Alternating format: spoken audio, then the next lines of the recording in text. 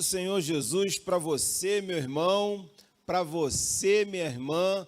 Eu sou o irmão Alex Oliveira e você está aqui no ambiente da Escola Bíblica Online da Primeira Igreja Batista em Vargem Grande. Nós tivemos essa iniciativa para que você possa ter um material de auxílio no estudo da Palavra de Deus. Nesse primeiro momento, nós vamos estudar o Pentateuco, que compreende Gênesis, Êxodo, Levítico, Números e Deuteronômio. Mas antes disso, eu quero dar algumas sugestões a você. Nós não estamos lendo um livro qualquer. Este é o livro que, quando aberto e lido, o autor está presente com você.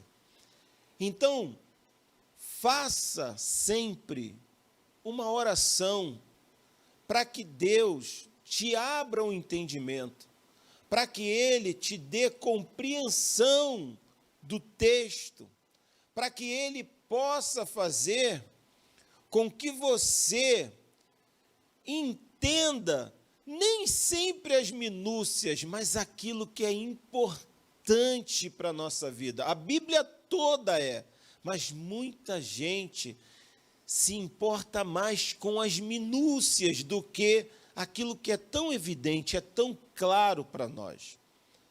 Algumas pessoas têm a seguinte dificuldade: ao começar a ler e não entenderem um determinado texto, elas param e elas não dão prosseguimento. Mas eu quero desafiar você. Continue. A Bíblia, ela responde ela mesma em vários aspectos. Eu posso te dar um exemplo disso. Você vai ler no Êxodo que o Moisés vai dizer que ele era um homem que não sabia falar. E ali, se você guardar apenas essa informação, você vai achar que realmente Moisés não sabia falar.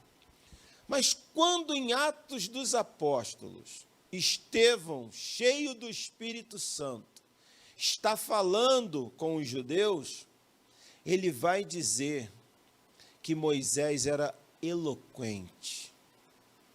Então, é uma contradição? Não. Mas lá ele me mostra detalhes que aqui eu não tinha. E a Bíblia é toda assim.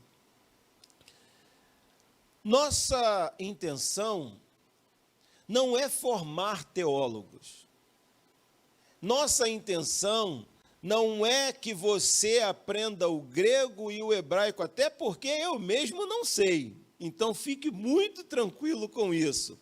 Mas a nossa intenção é que, através da leitura da palavra de Deus, você tenha um relacionamento muito melhor com o Deus que te criou e o Deus que nos deu uma palavra.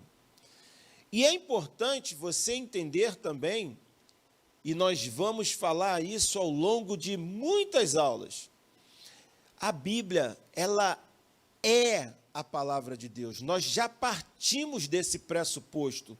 Ela não contém, ela é a palavra de Deus. Mais ainda, sendo ela a palavra de Deus, ela é uma metanarrativa. Ela começa em Gênesis, mas o seu fim está no Apocalipse. E essa metanarrativa, ela é uma unidade literária. Essa unidade literária, ela tem um centro unificador que une todos esses livros. E o nome desse centro unificador é Jesus Cristo. E isso precisa ficar claro. Uma outra coisa que precisa ficar claro para todos nós: a Bíblia não trata da minha e da sua vida. A Bíblia trata do Deus que amou o mundo e deu o seu Filho unigênito para que todo aquele que nele crê não pereça. A Bíblia fala de Jesus do início ao fim. A Bíblia exalta Jesus. A Bíblia glorifica Jesus. E a Bíblia desnuda o homem, mostra quem efetivamente nós somos. Dito isso, como eu disse, vamos orar para que Deus nos abra o entendimento. Pai, graças te damos por iniciar essa escola bíblica. Que seja ela um divisor de águas na vida de muitos daqueles que não conseguiam compreender a tua palavra ou não tinham um acesso. E que possam aqui, através desse estudo, aproximar-se mais ainda de ti. Ela é tua. Usa a nossa vida para o louvor da tua glória. Abençoa a vida desse irmão, dessa irmã, que está lendo, ouvindo e fazendo o estudo bíblico, para que a gente cresça na graça e a gente cresça no conhecimento. Te agradecemos em nome de Jesus Cristo. Amém. Como hoje vamos tratar de uma introdução, nós vamos falar do Pentateuco, que na Bíblia judaica é conhecida como a Torá ou a lei. Vamos para as considerações iniciais. O significado desse termo. Dentro do contexto cristão, Pentateuco ou Lei de Moisés são expressões que se referem aos primeiros 5 livros da Bíblia. A palavra Pentateuco é uma derivação de 2 palavras gregas, penta, 5, e teucos, volume, 5 volumes ou 5 rolos.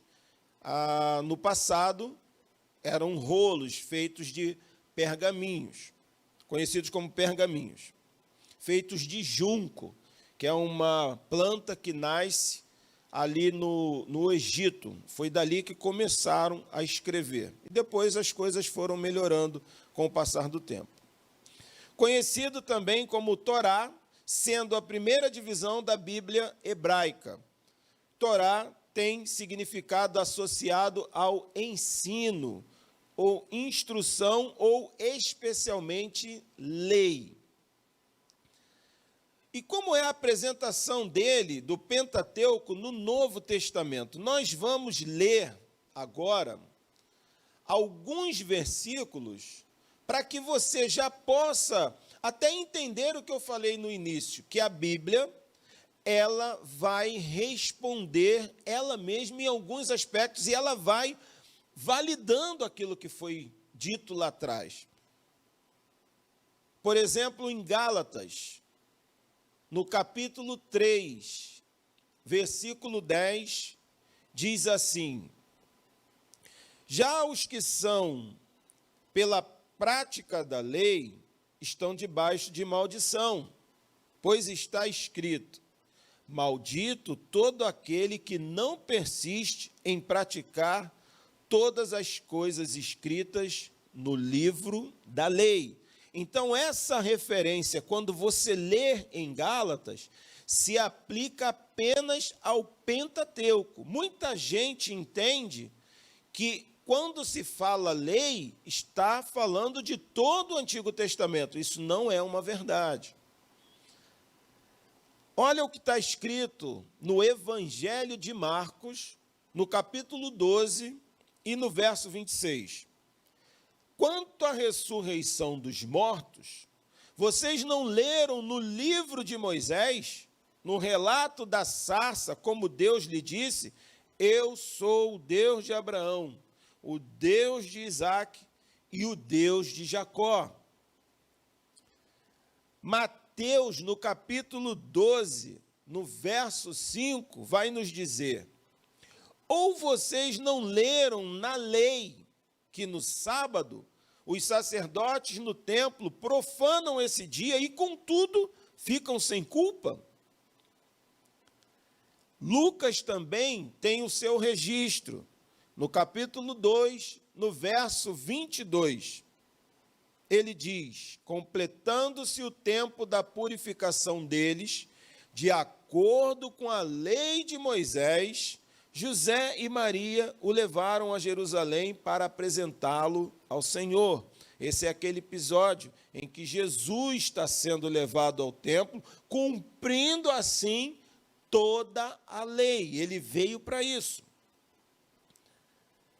Lucas 2, 23, 24, que é até uma continuação, diz assim: como está escrito na lei do Senhor, todo primogênito do sexo masculino será consagrado ao Senhor. E para oferecer um sacrifício de acordo com o que diz a lei do Senhor, 2 rolinhas ou 2 pombinhos. Temos algumas considerações importantes para fazer. Nós entendemos, quando eu digo nós, principalmente a igreja brasileira quase que como um todo. O Antigo Testamento, a gente enxerga ele como lei. O Novo Testamento, a gente enxerga ele como graça. Mas isso é um procedimento equivocado, meus irmãos. Por que isso? Vamos lá. Porque, primeiro, a lei se refere somente à Torá e não a todo o conteúdo do Antigo Testamento. 2, a lei não é a ausência da graça do Senhor, e sim uma das suas manifestações. O Novo Testamento, ele não é carente de lei, pois o povo de Deus nunca viverá sem as suas leis. E 4, lei e graça são lados de uma mesma moeda. Um teólogo alemão chamado Dietrich Bonhoeffer, a minha pronúncia pode não ser totalmente correta, popularizou nos meios teológicos a expressão chamada graça barata. Ele escreveu um livro intitulado Discipulado, em 1937. Logo nas primeiras páginas, ele alerta sobre essa graça barata e ele diz o seguinte: a graça barata é inimiga mortal de nossa igreja. Graça barata significa justificação do pecado e não do pecador. A graça barata é a graça que nós dispensamos a nós próprios. A graça barata é a pregação do perdão sem arrependimento. É o batismo sem a disciplina de uma congregação. É a ceia do Senhor sem confissão dos pecados. É a absolvição sem confissão pessoal. A graça barata é a graça sem discipulado. A graça sem cruz. A graça sem Jesus Cristo vivo e encarnado. E nos nossos meios atualmente, essa graça barata tem sido disseminada para um lado e para o outro. Nós abraçamos o pecador junto com o seu pecado. Quando Cristo abraça esse pecador, mas diz a ele: vá e não peques mais. Talvez você possa dizer: mas meu irmão, a Bíblia não diz que todos nós pecamos e que todos são passíveis de pecar? Sim, meu irmão, você está certo. Verdade, minha irmã, você está correta. Mas a Bíblia também diz que aqueles que têm uma nova vida em Cristo Jesus, que nasceram de novo, não vivem mais debaixo da escravidão do pecado e nele não tem mais prazer. E nós não falamos isso como uma lei. O que nós estamos dizendo é que a graça não é barata. O que nós estamos aqui afirmando é que aquele Cristo, quando morre naquela cruz, isso tem um preço. E é um preço de sangue. É um preço de uma vida sem pecados. Lá estava o Cristo homem, 100% homem, 100% Deus, naquela cruz. Esse é o escândalo. Deus se faz homem. Mas isso nós vamos estudar no Novo Testamento. Voltando para cá, vamos falar da autoria do Pentateuco. A posição cristã ortodoxa afirma que o Pentateuco é uma obra contínua, completa, produzida por um só autor inspirado. E o nome dele é Moisés. Argumentos a favor da autoria de Moisés são: nós não vamos encontrar declarações objetivas acerca da autoria mosaica. Podemos encontrar suficiente testemunho para afirmar que, de fato, Moisés é o autor do Pentateuco. Então, nós vamos ver agora algumas evidências internas sobre essa autoria mosaica do Pentateuco. Vamos ler Êxodo, no capítulo 17, no verso 14.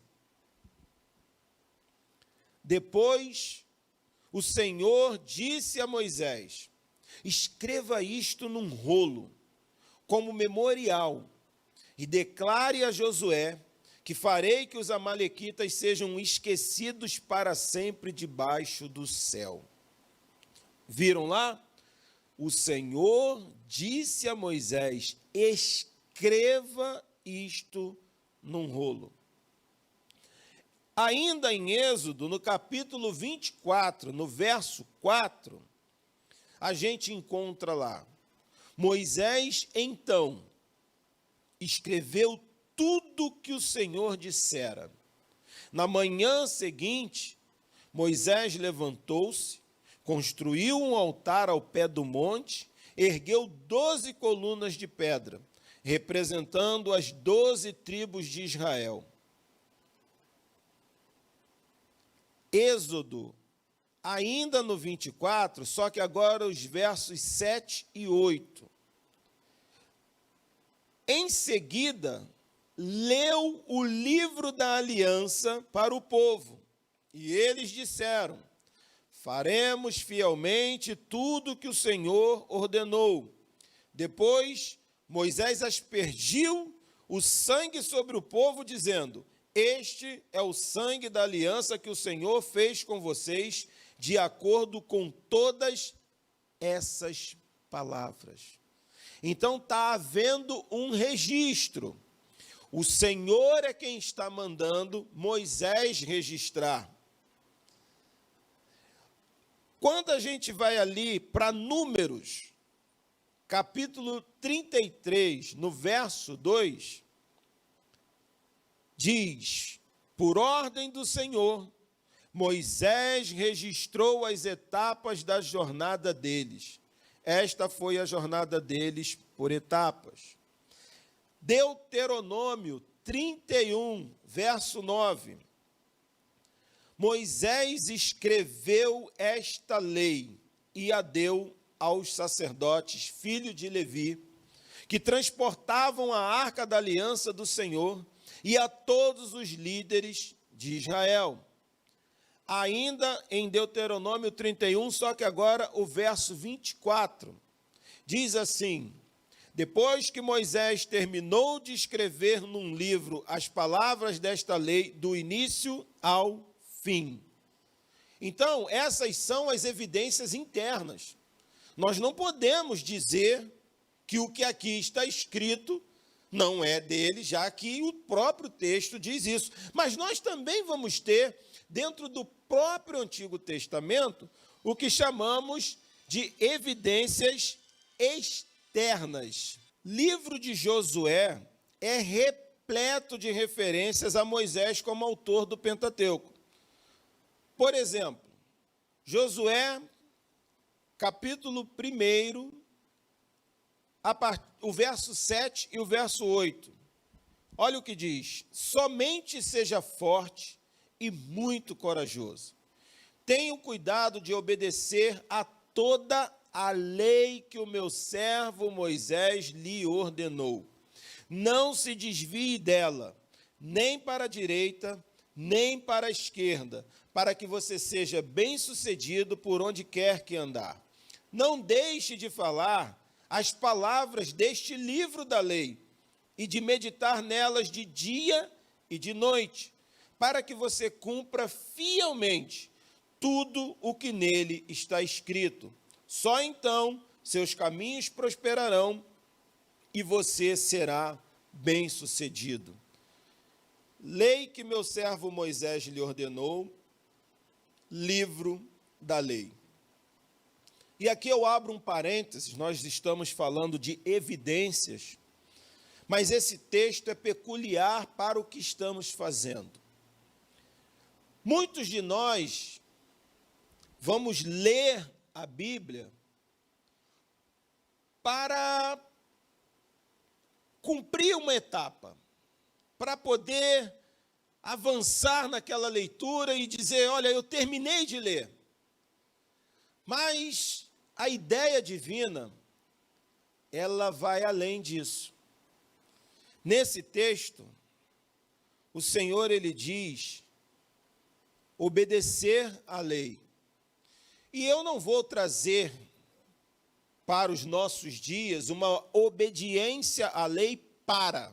E preciso deixar isso claro. Nós vamos, ao longo desse estudo, descobrir que nós não cumprimos uma lei para uma salvação.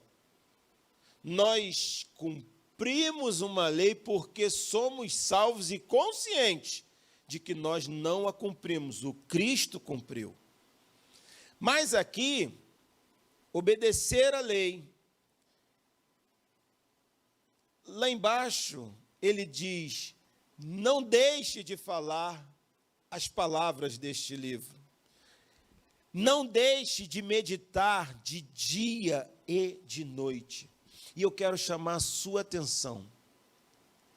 Meditar no texto é importante. O que é meditar? Meditar não é fazer yoga.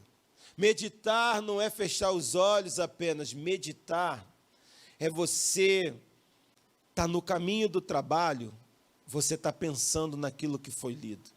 Você está no seu trabalho, mas a sua mente, ela passeia por aquele texto que você leu. Você leu, o Senhor é o meu pastor e nada me faltará. Você não medita só que nada vai te faltar do ponto de vista das finanças.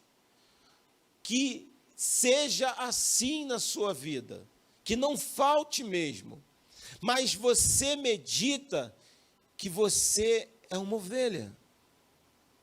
E uma ovelha não tem, por exemplo, senso de direção. Ela precisa de um pastor. Uma ovelha não é a provedora do seu alimento.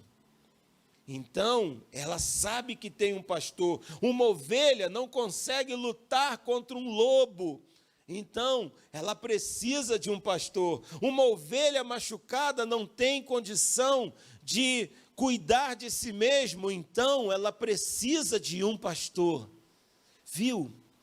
Quando a gente começa a meditar, e olhe, se você ficar meditando, vai vir tanta coisa em cima disso, e é o que Deus está dizendo, não basta ler, você precisa meditar, ruminar essa palavra. Ruminar é uma palavra que o boi faz, ele come, ele põe para fora, ele come aquilo de novo. Eu sei que é um pouco nojento falar sobre isso, mas é um fato. ele fica com aquilo o tempo todo. E nós devemos fazer assim. A palavra de Deus é para ser devorada. Jesus disse: eu sou o pão vivo que desceu do céu. E pão é aquilo que alimenta. É isso que a palavra de Deus tem que ser para a nossa vida. Continuando sobre as evidências externas. Ainda em Josué 8, verso 32. Ali, na presença dos israelitas, Josué copiou nas pedras a lei que Moisés havia escrito. Agora, nós estamos vendo as cópias aparecendo. Josué 22, verso 9. Assim, as tribos de Ruben, de Gade e a metade da tribo de Manassés deixaram os outros israelitas em Siló, na terra de Canaã, para voltarem para Gileade, sua própria terra, da qual se apossaram. Agora, de acordo com a ordem do Senhor, dada por meio de Moisés. Ainda em Josué, agora 23, verso 6. Façam todo esforço para obedecer e cumprir tudo que está escrito no livro da lei de Moisés, sem se desviar nem para a direita, nem para a esquerda. Expressões frequentes nos livros históricos: lei de Moisés, livro da lei de Moisés, livro de Moisés, e etc. Aqui eu só vou dizer, e você em casa vai pesquisar aí na sua Bíblia. Primeiro livro dos Reis 2, verso 3. Segundo livro dos Reis, capítulo 16, verso 6. Segundo livro dos Reis, 21, verso 8. Livro de Esdras, capítulo 6, verso 18. Livro de Neemias, capítulo 13, verso 1, e vários outros. Essas são só algumas para que você pesquise. Mas não tem evidências só internas ou externas no Antigo Testamento. Nós temos elas também no Novo Testamento. Por exemplo, Mateus, no capítulo 19, no verso 8, Cristo vai mencionar a passagem do Pentateuco como sendo de Moisés. Também está lá em Marcos 10, 4, 5, mas eu vou ler Mateus 19, 8. Jesus respondeu: Moisés lhes permitiu divorciar-se de suas mulheres por causa da dureza de coração de vocês, mas não foi assim desde o princípio. O texto sobre a circuncisão, que está lá em Gênesis, no capítulo 17, 12, ele também é mencionado aqui no Novo Testamento. João, capítulo 7, verso 23.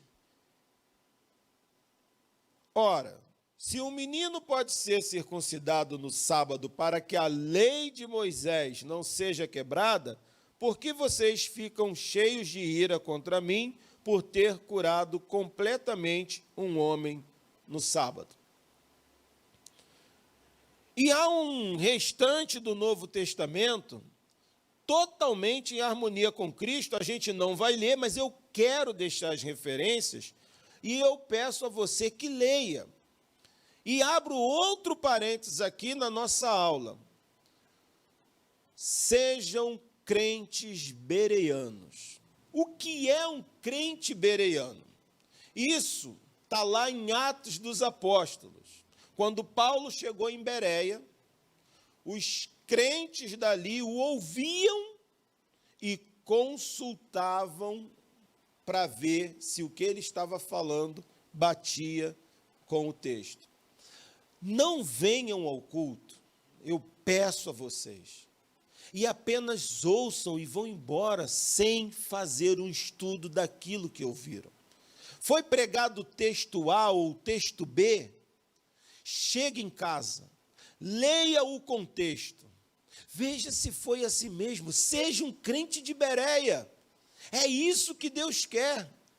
que você tenha acesso à palavra, que você leia a palavra, que você mergulhe na palavra. Não podemos ser crentes que andam de muletas espirituais. É um momento de crescer na graça e no conhecimento. Então, você que estuda a palavra e quer saber se o irmão Alex está falando a verdade, você vai lá em Atos dos Apóstolos, no capítulo 3, e vai ler o verso 22 e 23, e vai verificar se lá não está fazendo menção à lei de Moisés.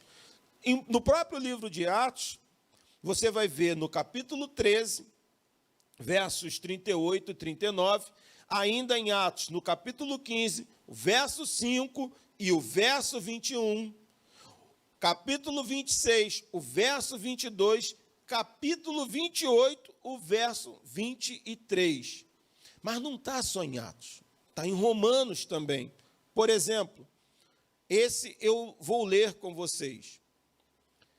Romanos capítulo 10, verso 5 e também o verso 19. Moisés descreve desta forma a justiça que vem da lei. O homem que fizer estas coisas viverá por meio delas. Primeira carta de Paulo, escrevendo aos Coríntios, no capítulo 9, verso de número 9, ele diz: pois está escrito na lei de Moisés, não amordace o boi enquanto ele estiver debulhando o cereal. Por acaso é com bois que Deus está preocupado? Segunda carta que Paulo escreve aos Coríntios, no capítulo 3, no verso 15. De fato, até o dia de hoje, quando Moisés é lido, um véu cobre os seus corações.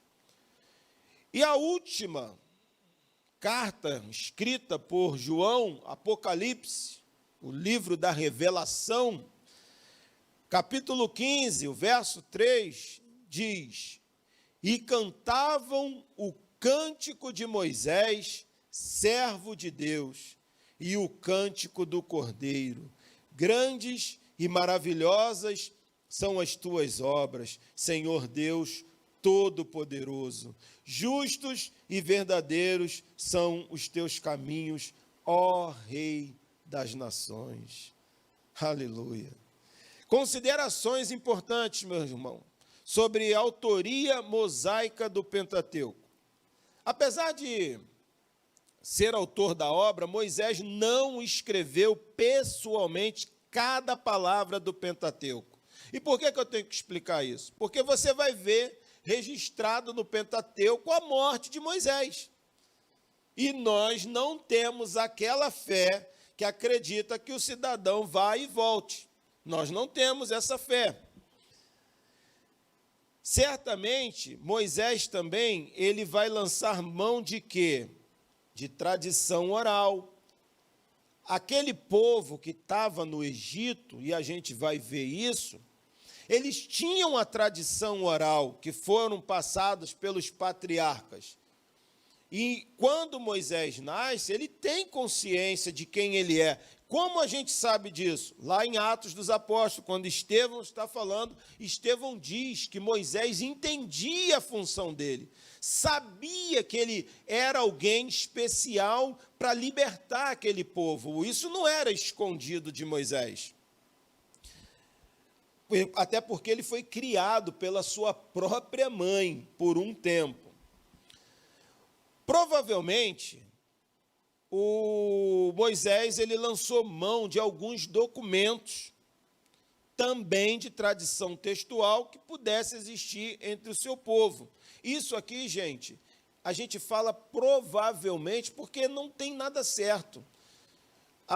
Moisés começa a registrar as coisas 1.500 anos antes de Cristo, e eu não estou batendo 1.500 certo, isso são datas aproximadas, mas não foge muito disso.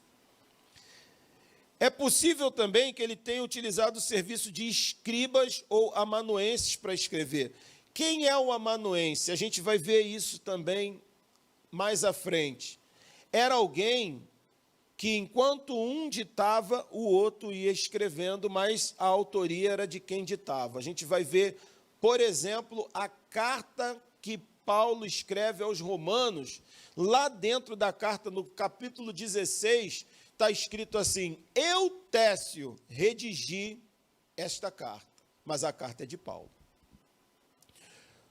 E houve aqui um trabalho editorial, a gente sabe disso, pós-mosaico, com pequenas adições ou algumas revisões. Isso está em Deuteronômio, no capítulo 34. Contudo, podemos afirmar que Moisés foi o autor fundamental ou real do Pentateuco. Agora, nós vamos ver aqui um esboço cronológico desse Pentateuco, que vamos estudar nas próximas aulas. Nós vamos ver Gênesis, e qual é a estrutura de Gênesis? De 1 a 11, nós chamamos de história primeva, ou história primitiva, com um longo contexto histórico. E esse contexto histórico, a gente não tem ideia de tempo. É um tempo que não dá para se mensurar. As pessoas, entre criação até o Abraão, a gente não tem como mensurar datas, tá? A partir do capítulo 12 até o 38, nós vamos ter a história dos patriarcas. Abraão, Isaac, Jacó e os 12 filhos de Jacó. De 39 a 50, Gênesis se aplica à história de José. Já quando a gente entrar em Êxodo, nós vamos ver os hebreus no Egito cativos, a libertação sobrenatural, as 10 leis, que é os 10 mandamentos, que, na verdade, os 10 mandamentos são um resumo de mais de 670 ou 623 leis, e a construção do tabernáculo. Depois nós teremos Levíticos, e o que vamos ver em Levítico? Instituição do sacerdócio, ordenação do culto, leis diversas e santificação do povo. Vamos para Números, um relato de 40 anos de peregrinação no deserto, fim de uma geração e início de outra geração, preparação e formação do povo que vai entrar na terra prometida. E vamos ver Deuteronômio. O que é Deuteronômio? É repetição da lei. Últimas instruções ao povo que está prestes a entrar na terra prometida. E vocês vão descobrir por que a repetição dessa lei. Mas essa nossa introdução, ela também vai apontar os ataques que o Pentateuco sofre. A nossa fé, ela sofre muitos ataques. E muitos deles são de cunho intelectual. A gente, às vezes, está fazendo uma série de campanhas disso ou daquilo, e os nossos filhos estão jogados na arena de onde a batalha real acontece. Aqui, ó, na nossa mente. Dentro desses ataques da crítica moderna, nós vamos falar sobre 3. Hipótese documentária, modelo fragmentário e modelo suplementar. O que é a hipótese documentária? Até o século passado, essa abordagem era mais popular no meio acadêmico crítico, monopolizando as abordagens sobre data e composição do Pentateuco. Torá. O nome do homem é Julius, Wellhausen. É com W, tá? Ou é Wellhausen ou é Wellhausen. Seu idealizador é um estudioso bíblico alemão, 1844 até 1918. E o que propõe a hipótese documentária? Que o Pentateuco foi produto de 4 fontes literárias, independentes. Foram combinadas por redatores a fim de compor a unidade que temos hoje. Basicamente, o que a hipótese documentária afirma é que existiam, então, 4 documentos independentes. 4 fontes são conhecidas como fonte javista, conhecida pela letra J, fonte eloísta, pelo E maiúsculo, fonte sacerdotal, representada por P maiúsculo, e a fonte deuteronomista, representada por um D maiúsculo, e que foram compostos entre 900 a.C. e 550 a.C., sendo redigidos ou agrupados em 450 a.C., provavelmente por Esdras. E elas foram ordenadas cronologicamente na sigla JEDP. Então, se você estiver lendo alguma coisa que a pessoa diga, mas segundo a hipótese documentária, a fonte javista ou a fonte eloísta, então eles estão falando desse tipo de pensamento. E o que é o modelo fragmentário? Sustenta que a Torá cresceu gradualmente a partir de uma série de fragmentos de várias extensões.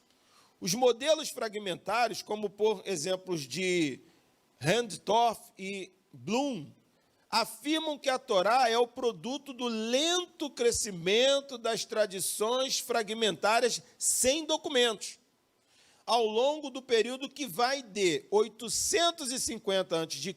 até 550 a.C., e se consolida na sua forma final aproximadamente em 450. Então, é muito parecido com o modelo documentário, aqui de cima.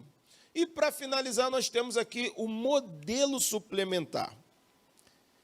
Ele afirma que a Torá é, em grande parte, o trabalho de um editor ou grupo de editores, que trabalharam ou completaram um tipo de material já existente, nos modelos suplementares, como nós vimos agora lá do estudioso J. Van Saters.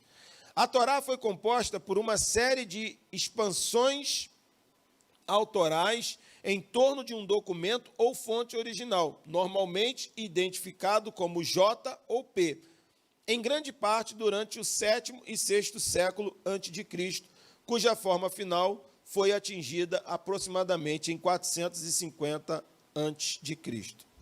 Só que isso é um problema. Por que é um problema? Todas essas fontes e todas essas ideias da crítica, porque elas vão de encontro a tudo que a gente leu. Se lá o que está sendo escrito, porque eles estão dizendo que, bom, isso não foi num sentido cronológico, isso foi sendo compilado ao longo do tempo, na fonte A, B, C ou D. Só que o problema teológico que eles criam elas ferem a autoridade de Cristo. Porque ele se referiu ao Pentateuco atribuindo a Moisés. Então, se Cristo atribui a Moisés, e outros estudiosos dizem que não é Moisés, com quem que eu e você ficamos? Eu fico com o que Pedro declarou: só tu tens as palavras de vida eterna. E só tu sabe todas as coisas. Eu fico com Cristo. Uma das intenções desses críticos liberais, e isso tem que ficar claro na sua mente, meu irmão, é trazer descrédito à pessoa e à obra de Cristo, sobretudo a sua divindade. Vocês pensam que não? Está assim, lá na faculdades teológicas, enchendo a cabeça do povo de que não é bem, que de Cristo não é um mito, é uma ideia, é uma construção social. Agora nós temos outro problema, que é o problema histórico, porque alguns pressupostos das fontes apresentam erros históricos profundos. Vou dar um exemplo. O contexto histórico da fonte P pressupõe o templo, porém as fontes só falam do tabernáculo. Se as fontes só falam, como assim ele vai pressupor o templo? Literário, também tem problema literário. As supostas fontes formam unidades perfeitas, não havendo razão para serem separadas. Tais fontes trazem coesão e coerência na narrativa bíblica. E o linguístico? Os termos utilizados pelas supostas fontes, sobretudo P e D, são característicos da época de Moisés, sendo desconhecido no templo, da monarquia e do exílio babilônico. O que eu quero trazer para vocês, a gente que está começando a estudar o texto sagrado? No início de tudo, eu disse que a Bíblia é a palavra de Deus. Ela não contém a palavra, ela é. Ela é uma revelação do nosso Deus para nós. E só quem pode abrir o nosso entendimento para a compreensão é o próprio Deus. Por isso temos que orar, por isso temos que ler. A nossa fé, a fé cristã, ela é fundamentada nos ensinos dos apóstolos, e aqui eu abro uma aspa nesses apóstolos. Não são os apóstolos atuais que vocês veem aí, porque lá na minha igreja tem um apóstolo fulano, tem um apóstolo ciclano, lá pode ter a nomenclatura que quiser, mas o texto sagrado vai dizer para nós que a nossa fé é baseada naqueles que andaram, naqueles que são testemunhas oculares, naqueles que viveram com Jesus Cristo. Eles foram que disseminaram a palavra. Você pode ler Gálatas, por exemplo. Quando você estiver lendo Gálatas, logo no primeiro capítulo, você vai ver Paulo, e assim, se nós tivéssemos condições de ler o grego, nós iríamos ver que Paulo estava muito chateado. Ele não fala um palavrão, mas ele fala uma coisa muito pesada para eles. Ele diz o seguinte: ó insensatos Gálatas, quem vos induziu a cairdes da graça tão rapidamente? O contexto ali é que os judeus que se converteram a Cristo, mas se mantiveram judaizantes, então não se converteram, eles queriam que os gálatas que receberam a palavra e que creram pela fé em Jesus Cristo, eles queriam que eles cumprissem a lei. Vocês creram em Jesus, mas vocês precisam guardar o sábado. Vocês creram em Jesus, mas vocês não podem comer carne de porco. Vocês creram em Jesus, mas vocês precisam andar como nós. E Paulo foi muito categórico com eles, dizendo: eu preguei o evangelho, não há outro. E ele chega a ser ousado, ainda que eu, ou um anjo do céu, lhes pregue um outro evangelho, além do fundamento que eu lancei, que é Cristo, morto e ressuscitado, seja amaldiçoado. Nos dias de hoje a gente diz, não podemos amaldiçoar. Paulo disse, se pregar um evangelho diferente, seja amaldiçoado com todas as letras. Dá um pulinho lá em Gálatas e veja isso. Meu irmão e minha irmã, muito obrigado. Nós chegamos ao fim dessa introdução. Eu oro para que você se disponibilize para a leitura. E eu vou te dizer uma coisa que eu vejo muitas vezes, às vezes as pessoas dizendo, olha, tenho que orar para conseguir ler. Eu acredito que você não ora para conseguir comer, você vai lá e come. Eu acredito que você não ora para chegar no trabalho e trabalhar, porque você não orar no sentido de, Senhor, graças te dou pelo dia, graças te dou pela alimentação, mas eu quero dizer que você age. o jovem que está cortejando aquela menina bonitinha, ele não fica só orando, ele vai até ela. Menina, vice-versa, ele age. O sujeito que quer aquele emprego, ele faz o Enem, ele estuda dia e noite, e ele vai lá para a faculdade porque ele quer melhorar, ele faz o curso, ele age. Não é diferente a leitura bíblica. Eu tenho certeza que para ver aquela série, você não ora, você age. Então, haja, leia. Ah, mas eu dá sono, fique em pé. É sério, fique em pé. Fica com a Bíblia em pé. Rompa isso. Tem uma carta escrita de amor, e não é do irmão, não é da irmã, é do próprio Deus para nós. E ele está doido para você. Doido não, né? Não podemos falar assim, que você pode compreender errado. Mas ele quer que você leia. Ele quer que você o ouça. Ele quer que você sinta-se abraçado por ele, através dessas palavras e promessas maravilhosas que nós temos na Bíblia. Eu espero que você acesse esse site.